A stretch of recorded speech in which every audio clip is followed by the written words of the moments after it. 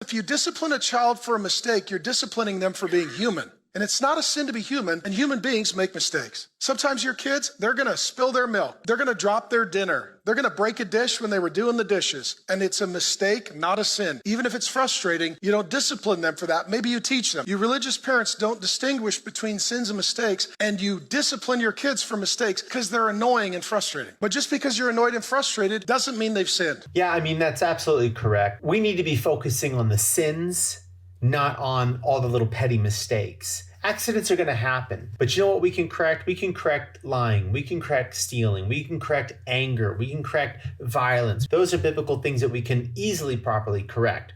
But mistakes happen. They're children, they're learning. And if you don't give them room to grow or room to mature or room to make mistakes, they're going to feel like they're walking on eggshells. They're going to feel like they are not loved. They're going to feel like they can't do enough. They're going to feel like they will never amount or live up to your expectations, especially if you're a perfectionist. It's bound to happen.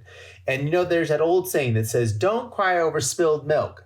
It's true. And me, I am just as guilty of it. My kids make a lot of messes. I say there's like 3 things guaranteed in life: death, taxes, and your kids making a mess. It's bound to happen. I'd much rather just hold their hand. Okay, all right, we spilled the orange juice. Let's figure out what went wrong. Let me re-show you. Let me teach you. So that way we can avoid it for the next time. We can harp on them. We can be this. We all want our kids to be perfect. Get over it. They're not going to be perfect. Kids eat their boogers, for crying out loud.